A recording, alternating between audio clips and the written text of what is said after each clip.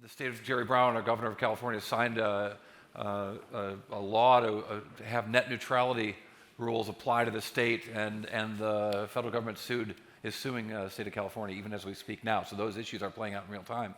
And it does bring to mind the question of what about central banks, and what is the role of central banks when we talk about digital assets, and we talk about that central banks all over the world are really pressing for speed in payments, for getting money moving faster, even as we're trying to roll out our products at Ripple to aid in that effort. So here to discuss this role of central banks in this new age of digital value, my colleague Dilip, I'll let you introduce your panel, and good to see you.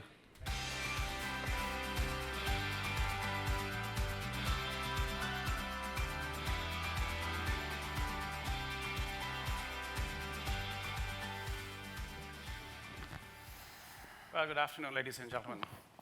I've been brought on right after lunch because I make bad jokes. No, I'm kidding you. I'm with a bunch of central bankers here, so there'll be no jokes. The way I'm going to run this is obviously we have some great panelists here. Mohsen Al-Zahrani, who's head of innovation at the Saudi Arabian Monetary Authority. Andrew McCormack, who's vice president of payments and technology at Payments Canada. Marcelo Yared, who's the CIO for BCB, which is the Central Bank of Brazil. But I'll let them introduce themselves and their organizations as we get kicked off. Briefly about myself, I've been with Ripple since July of 2014. I started in the days when we had about 30 people, and the best furniture we had was a beanbag on, I think, 2nd Avenue. I ran the APAC MENA business for the last 3.5 years, so I know the marketplace, if you will, in certainly emerging markets. Beginning of this year, I took on a new role because I like punishment, which is to engage with central banks, and not from the view of regulatory policy, which is what Ryan Zagon and others, very capable, more capable than me, do, but to actually get them to get their hands dirty, to get their feet wet with our technology, because my view was that if they actually learned how it works, they'd probably regulate it with a little bit more nuance. And really, that has been very successful. A lot of central banks have leaned in, wanting to engage. And I can tell you from experience, 10 years ago, central banks only spoke to the top 10 banks in their country and God. They wouldn't speak to a tech provider, if their life depended on it. But now we see much more engagement from central banks. So we thought we'd do this as a central bank show and tell, if you will, or the secret world of central banks shall be revealed today. So with that, I'll hand off firstly to Mohsen to give us a little intro to Sama and his role. Thank you, Dilip. Mohsen Al-Zahrani, the head of innovation. The Innovation Center is a part of the payment department in SAMA. SAMA is the Central Bank of Saudi Arabia and the regulator of the banking sector, insurance sector, financing, and also the payments. The Innovation Center was established 2 years ago. And we started, central bank by nature are centralized. So talking to central banks on distributed ledger technology is not an easy thing to swallow. So we started having and trying to educate the central bankers, the regulator, and other people in SAMA about the technology and the distributed ledger, because I would understand that they cannot regulate something that they cannot understand. So that was the first thing we started with 2 years ago. Great. Okay. So I'm Andrew McCormack. I'm from Payments Canada. Our role in Canada is the essential payment systems operator for the country. We clear about $50 trillion a year through our systems, and which include the high-value payment system, the clearing and settlement schemes for retail payments, except for crypto payments, of course, a host of other technology services. We also set the rules and standards for payments domestically, much like NACHA does here in the US.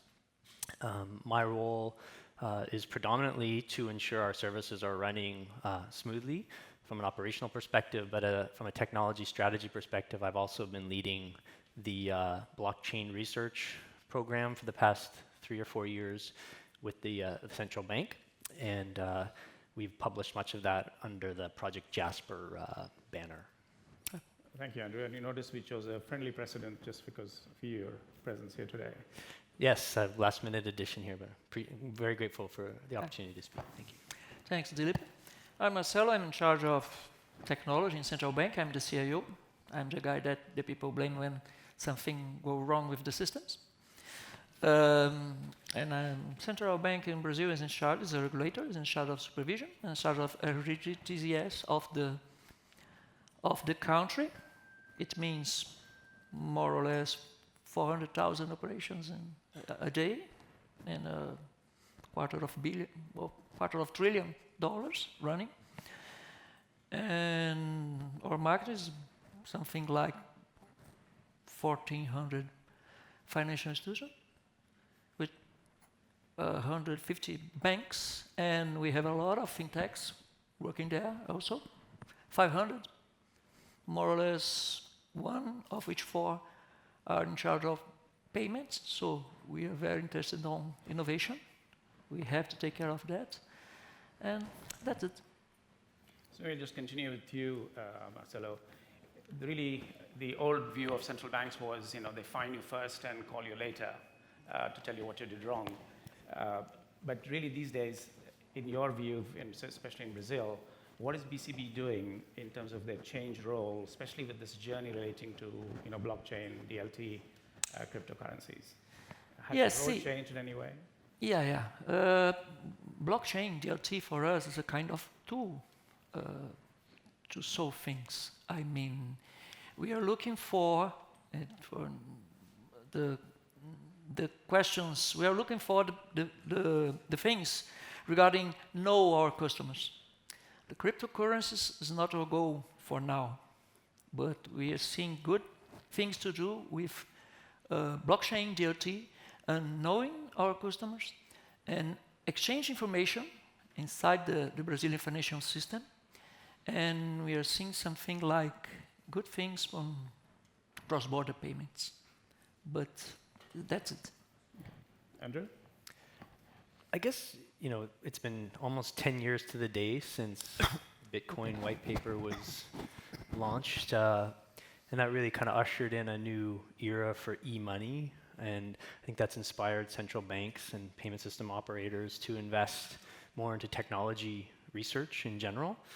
I think Brad's criticisms earlier of financial market infrastructures and payment systems are valid in the sense that they've been evolved over time from paper-based processes, quite frankly, that and optimized to reduce risk. And that's a good thing when you're dependent on to underpin an economy, but it doesn't necessarily solve for customer experience. And so we're now in an era where technology is front and center and getting a lot more attention from regulators and central banks in how it might inform some future state. And I think the appetite you see from regulators to have discussions to, it's even catalyzed, quite frankly, I think a lot of the stuff around faster payments, real-time payments, open banking, and certainly regulatory sandboxes. So we're kind of in a renaissance here, I think, that's an interesting time, regardless of whether it's blockchain or other technologies that are coming to the fore and really allowing us to ask kind of what if and explore the art of the possible that, as you said 10 years ago, I don't think was really the case. So the perspective's changed. Right.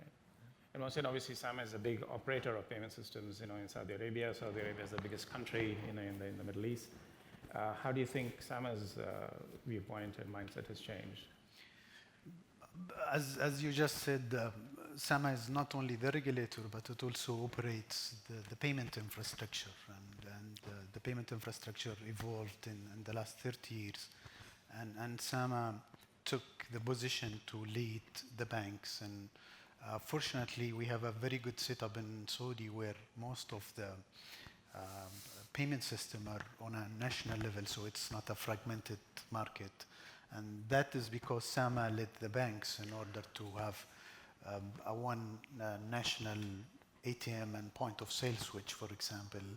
Also, we have a national bill payment system, is very known as a Sadat payment system today. So that helps SAMA to lead the banks in the last 30 years when it comes to payments. Recently, we also start looking into innovation that is not only depending on building, let's say, a national infrastructure, but also helping banks to innovate. And we look into that from two different perspectives. One is the market innovation, the market-led innovation, and that is where banks and fintech are coming up with new innovations. And to facilitate that, we started the regulatory sandbox, and we also established a fintech hub, and that is to help the innovation coming from the market itself. On the other side, we do what we call central bank-led innovation, and this is where central bank SAMA itself coming up with some new innovations, and it invites banks in order to do together. And that is a Ripple pilot program is a great example of that. And another project we are working today to issue our digital currency is another project that is a central bank-led innovation. So we're looking at from both sides, and SAMA is supporting that recently, where innovation is the core of the different new services and products. Certainly, just to continue on that, Mohsen, we engaged with you and SAMA to run a 2-day deep dive on the Ripple technology and solution and how it could be implemented by banks. And you invited about 14 to 15 of your banks, to that exercise, which was a program sponsored by SAMA. It really was the first in that region. What it did for us, Mohsen, was sort of two things. One was it educated your regulators at the same time as the banks, and all of you sitting together at the same table to talk about how it was going to be implemented, so that the regulators could also get a view on how their banks were going to implement the technology. Because technology on its own is not of interest to a regulator. It's really how it's going to be utilized by licensed entities within their jurisdiction that is of relevance. So that gave you a good feel for how it is going to be implemented and whether there's going to be any compliance issues. Actually, that was the start of the journey. So when we had the training together to the local banks, that created the dialogue between the banks and the central banks. So after the training, banks start coming to us and having more discussion, more open discussion with the central banks on the use cases that they can use Ripple technology or other technology to resolve some of the problems and pains they have in the payments and other maybe areas. I mean, the other thing that I keep getting asked is about sandboxes and how isn't that a cool way for central banks to operate. But often a sandbox is an excuse to defer a decision on policy so you can see what happens. Now, if a sandbox is justified because certain rules are breached, if you will, then probably it makes sense. But I think the experience that SAMA had out of the 2-day exercise and following discussions was that to use Ripple, there probably was no requirement to even have a sandbox because it didn't require the banks to change anything in terms of their compliance obligations. Actually, at the beginning, we thought that if we have some challenges of regulation, we would like to use the sandbox, the regulatory sandbox, to get this through, at least in the pilot program. But after more discussion and getting the regulatory body of SAMA involved in this, we found out that using current technology of Ripple does not change any regulatory framework. And it's only a technology from peer-to-peer and does not touch the KYC or anti-money laundering or any other regulation. And that helps to say we don't need even a regulatory sandbox for this kind of product. We might need it for some other product or an extension of this product, but not for the use cases that we are trying to do today. That's where I think a regulatory passport might be very helpful because, Mohsen, we are having to get approvals from Kuwait, from Bahrain, from every country in the Middle East where you've already done the work, but that's for another day. Andrew, your own projects called Jasper along with the Bank of Canada, and obviously you've been very much in the center of that. Could you share a little bit about that journey, what learnings were from that DLT experiment? Yeah, for sure. So it goes back to about 2016, and I think really it's an experimental approach, and you mentioned education, and really what we did was bring our whole ecosystem together around that initiative. The commercial banks had been going deep individually with Ripple and others. And what we did was bring everyone together, the top 5 banks, the Bank of Canada, as in the regulator and the operator, us, to A, learn about the technology, which was nascent to us, and B, reimagine what we do in that context. And then every step we go, we basically start asking more intelligent questions. We've now phase 1, we built out a high-value payment system using a DLT platform. We published those results on the Bank of Canada website. Second phase in 2017, we added more feature functionality, increased the complexity of what we were doing, adding things like liquidity savings mechanisms into the POC environment, kind of pushing the technology a little bit to meet our requirements. And then step 3, after that second phase, we realized that our kind of narrow domestic payment system use case wasn't really enough to justify kind of the direction of where it was going. We could very easily do whatever we did with a more traditional architecture. We said we have to expand the scope somehow. So we either have to expand internationally, we could expand down to the retail kind of side, or we could expand sort of horizontally amongst financial market infrastructure. So that's what we did in the third phase, and brought in the TMX group, who run the stock exchange and the depository for securities, and work with them on a post-trade settlement life cycle where we had cash on ledger, digital kind of equities on our ledger, and facilitated a DVP1 settlement mechanism. So that's the results that we're about to publish by the end of the month. There's another white paper forthcoming. And again, we do kind of find ourselves asking, we see a lot of promise in the technology. We think that it is maturing, and it's almost like the technology is no longer the question mark. It's all of the other dimensions, the monetary policy implications, the regulatory frameworks, the disruption in even a domestic ecosystem of FMIs. What does that look like? So we're acknowledging that an ambitious scope in that context is really important to really kind of get to that core value proposition, if you will, of this technology and achieve the potential that we do believe is there. But at every step, it's a journey, and we certainly have more questions than answers in general. Right. Yeah. Right. So you started a journey, though. Yeah, and I think that's the important piece. It's like staying engaged, staying within the art of the possible, and trying to reflect on how can we make things better, and that's really our lens. Cool. Yeah. Marcelo, your journey so far? Yeah. We started a journey in 2015 with DLT. We tasked a team to analyze that, and we started with gross settlement possibilities. And the team concluded that we had, at that time, in 2016, he finished the study, and they verified that we have problems to joining consistency, resilience, and privacy together. So we put it aside and started to see if it could be good for, as I said, exchange information among the supervisors in Brazil, because we are supervisors in financial. There is a supervision in insurance, and there is a supervision in stock market. So we have to share information. We have to exchange information regarding the system. So we built, and it's working now, a solution using blockchain to share and control, to log this information with an open data technology to go into the data without the necessity to pick huge amounts of data from each other.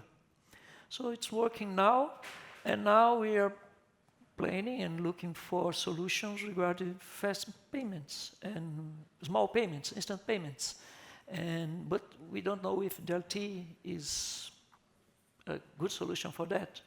I think it is, but we have to study a little bit more. But actually, we have solutions using DLT, blockchain, working today in central bank. So we started 4 years ago, 4 years ago, and it's looking good for us. Great. I mean, typically central banks are not involved in cross-border payments. Yeah. The central role really is around domestic payments and settlement. And increasingly, we are seeing countries around the world install real-time immediate payments platforms, which typically requires the banks to make an investment, but also the central bank to build a faster settlement system, if you will, because the old RTGS, is still a batch, process, or is a transaction matching process. Doesn't quite work if you want to do very high volumes of low-value payments. So, do you think that in each of your countries, immediate payments is a major driver in terms of the next round of investment in infrastructure? I think you mentioned, Andrew, that this was a project potentially that you were considering.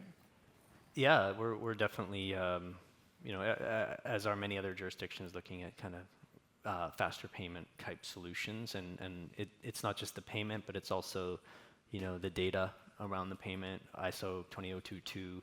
Those are things that really need to be in place foundationally to both improve the speed of the payment, but the end-to-end experience. If you have a large corporate, that remittance information should flow through to the customer and back when the payment is executed. So definitely looking at stuff like that.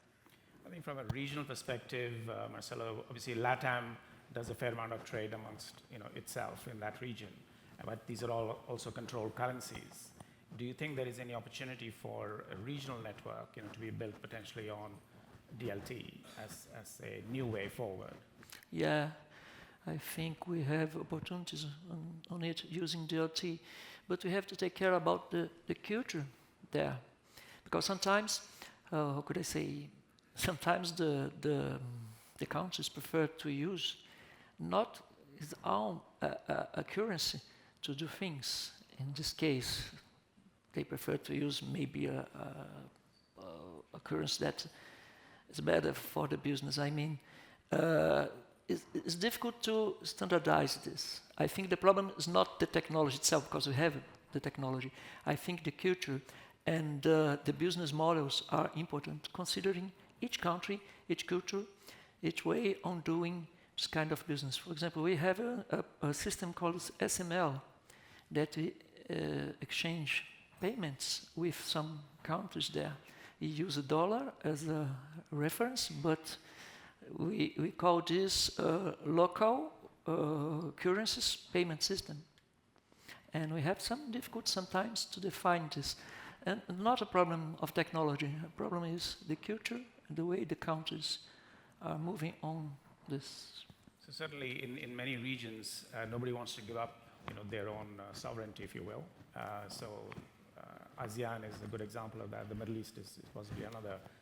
I mean, one of the things that Ripple has built their products on, is an open protocol called the Interledger Protocol, for which while we invented it, it's an open platform, can be used by anybody, has about 200 people in the W3C committee running it. Have you looked at any of these standards which could potentially connect networks? I know that in ASEAN, they're looking for ways to connect different countries, because nobody's going to use something that Singapore dictates, so they all could want their own networks, but they need a connector. And Interledger Protocol appears to be one of the candidates, which is very strong at this point. Are you doing any work around standards, around interoperability, with the other kinds of things that Bank of England, for example, is quite taken up with? In the Arab regional payments network right now that is being explored, you have any views on that? On the GCC level, there was a decision to build a GCC RTGS system, and that's connecting the different GCC country.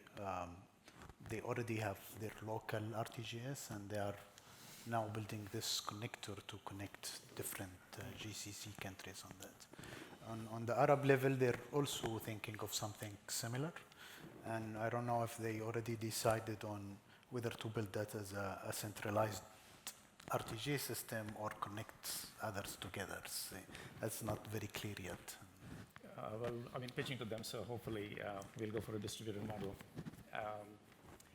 The other topic I think which was referred to in the previous conversation was about central bank issued digital currency. So maybe you can spend a few minutes talking about that. Mohsen, I know that SAMA and the UAE Central Bank are exploring a POC for this.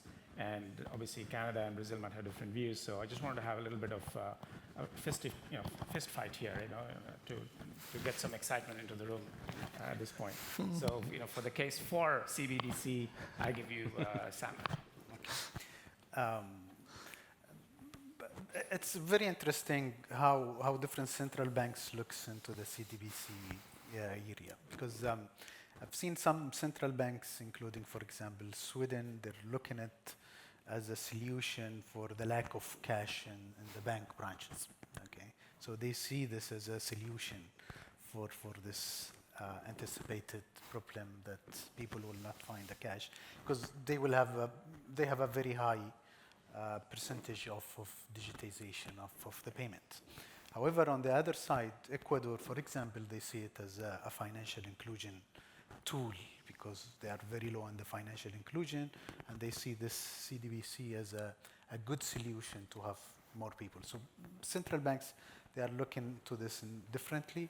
From our side, we look at it from more of an efficiency.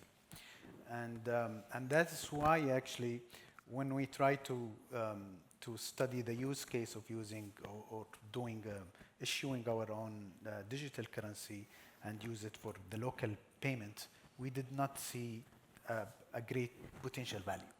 And that is how we thought that it might be a very good idea if we can do it together with another country, and to see if we can bring more efficiency into the cross-border payment, especially if you're using two different currencies. So using a settlement coin or a kind of a currency that can settle between two different fiat currency is our idea in terms of exploring the technology. And this is what we're trying to do as a part of our proof of concept. We look into all other central banks' proof of concept, including Jasper, UPIN, and others. And those were looking into one fiat currency, and even in most of those conclusions, we didn't see like a high value out of doing it because the local, the ACHs, the local RTGs, the faster payments seems to be very efficient when it comes to the local payments. However, we see there is still high friction when it comes to the cross-border. And actually, both of our experimentation projects, including Ripple or this project of proof of concept with issuing digital currency and using distributed ledger, are in this area of cross-border payments and international and different currency settlement. Okay, when you have some time afterwards, I'll tell you a bit more about XRP. Andrew? So I guess I should say that I represent Payments Canada and not the Bank of Canada. So that's a disclaimer. That said, I spend an awful lot of time with the research team at the Bank of Canada, and where they hear, they'd probably say something like they have indeed been spending time thinking about CDBCs for some time now. Their focus is predominantly on, the why, the what, and the how. And they would punctuate that with the statement that they're not planning to issue a CDBC.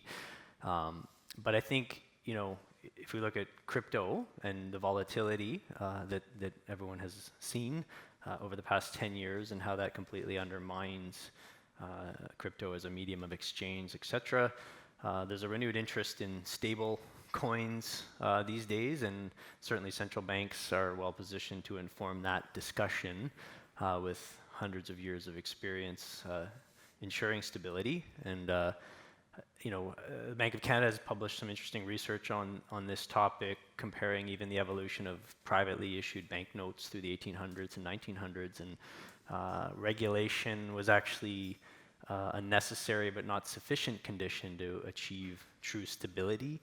And it wasn't until the advent of insurance programs actually that really took that residual risk off the table did you see currency stability really emerge in a sustainable way. So I think when we talk about a CDBC, it's still a ways out.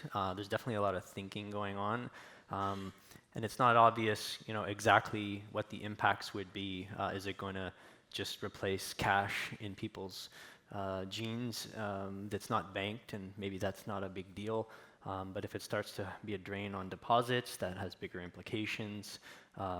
So those are the questions that are definitely being looked at, amongst other things. On the technology side, there is still a bit of a how in the, certainly proof of work type systems don't scale in a very environmentally friendly fashion, and that's not something that any government would want to hang their hat on. So there's some work there.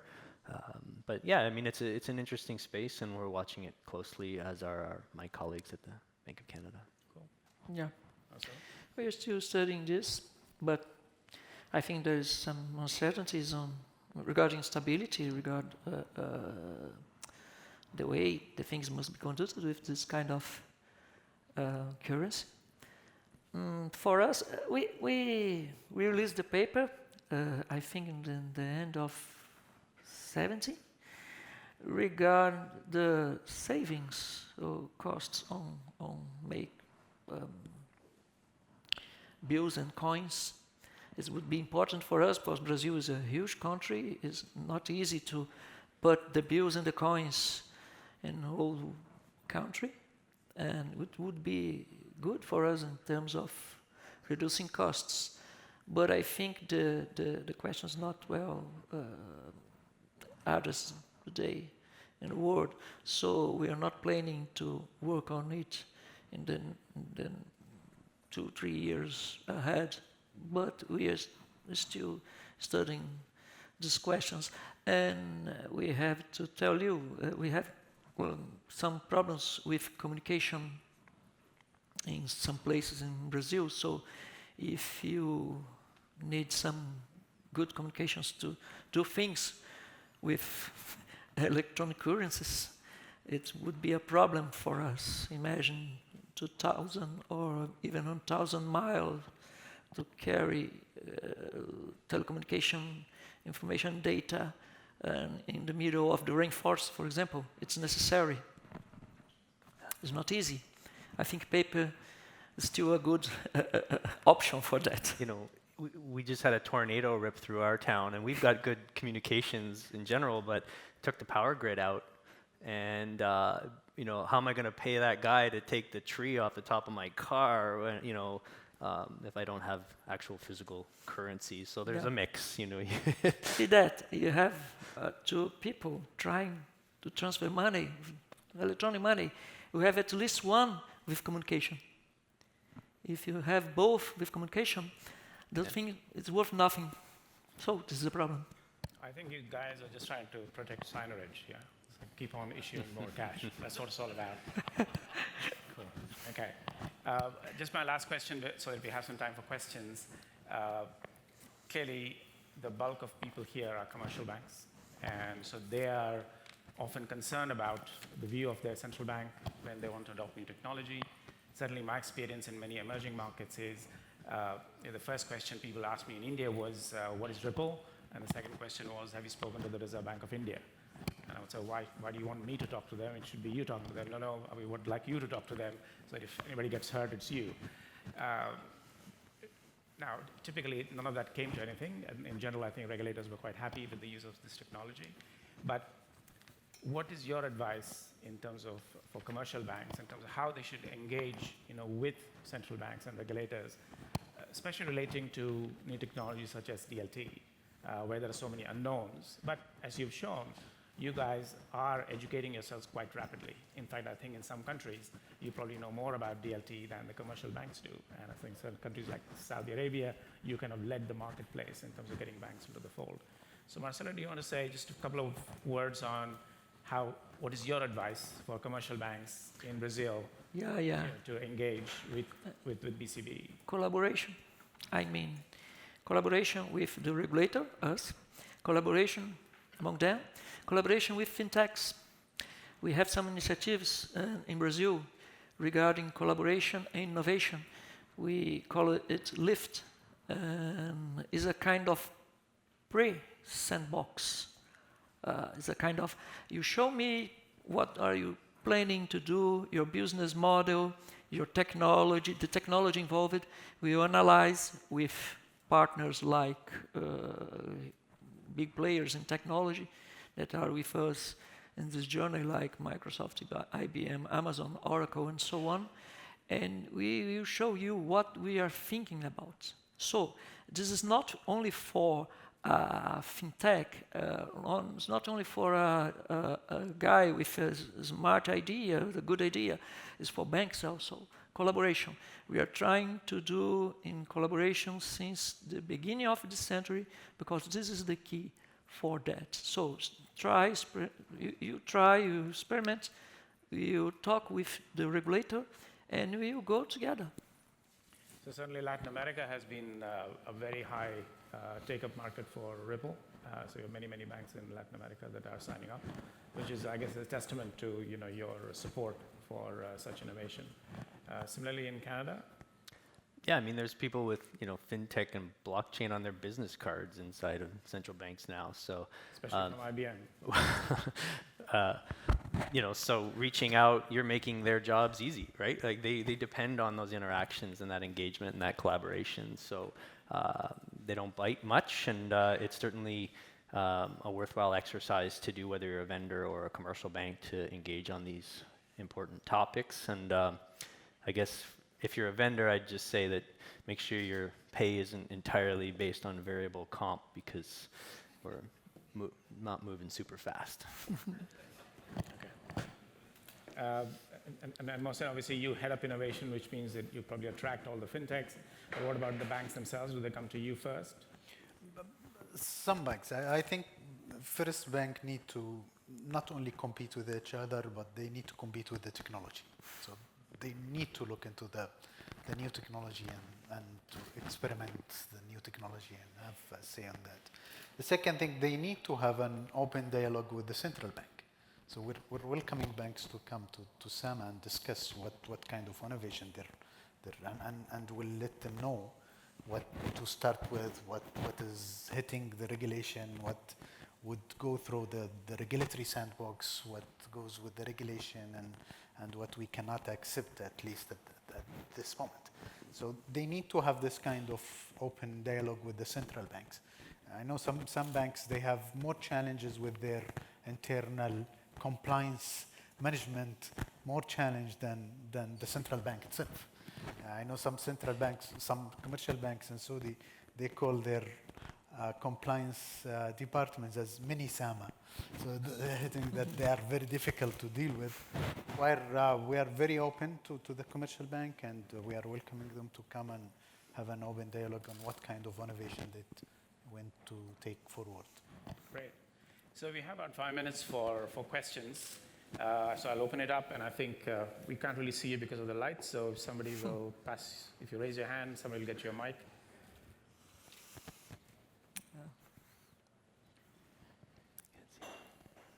It's okay, you can ask a question of a regulator who is not regulating you, and that way you're safe.